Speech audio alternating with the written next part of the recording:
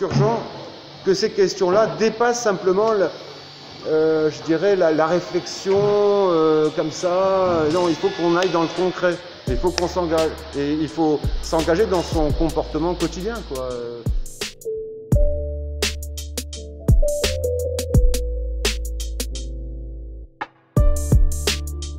Il ne se passe pas grand-chose, c'est juste des étapes de décantation, filtration, et puis voilà. On ajoute un petit antibactérien pour pas qu'il y ait un développement bactérien dans l'huile. Bon, c'est tout.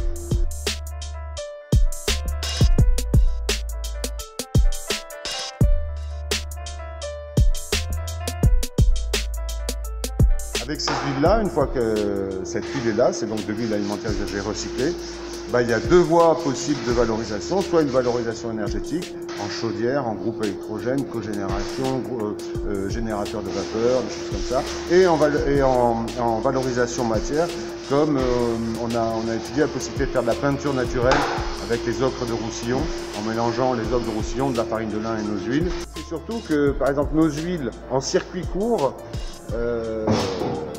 en combustion, c'est 96% de CO2 en moins par rapport au fuel. C'est assez facile à comprendre. Le fuel, le pétrole, il faut aller le chercher loin, il faut l'extraire, il faut le transporter, il faut le transformer, etc., etc.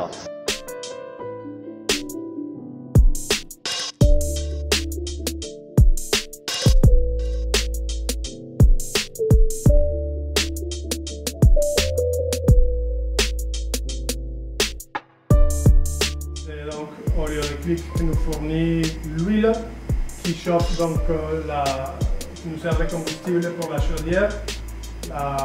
L'huile, il va faire une flamme qui va chauffer l'eau.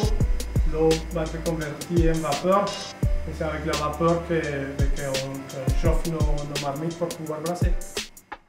On estime grosso modo utiliser 80 litres d'huile pour chauffer, pour brasser 1000 litres de bière, qui est techniquement équivalent à l'utilisation de gasoil, par exemple, si on utilisait un autre combustible.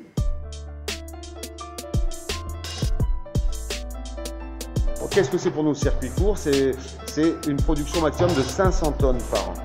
500 tonnes par an, ça suffit. Si on doit faire plus, c'est-à-dire qu'on va prendre on va faire beaucoup plus de kilomètres pour aller chercher de l'huile, donc on va dégrader sa note environnementale.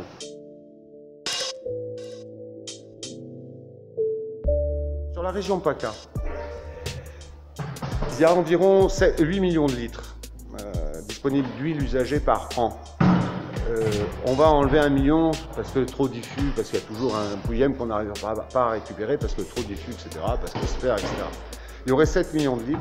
Il est possible, avec ces 7 millions de litres, de mettre 17 stations disposées au plus proche de la population, alors effectivement au bord de mer et le long du sillon de la Durance jusqu'à Briançon.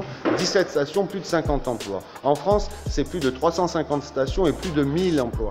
Globalement, on a estimé que c'était quand même plus important d'utiliser un combustible comme l'huile au lieu de quelque chose issu de l'industrie pétrochimique. Donc pour nous, c'est positif, on est gagnant, parce que la planète est gagnante. Il y a un vrai gisement. Alors, il n'est pas à la hauteur de ce qu'on importe comme pétrole, mais ça fait partie du bouquet des énergies renouvelables disponibles localement.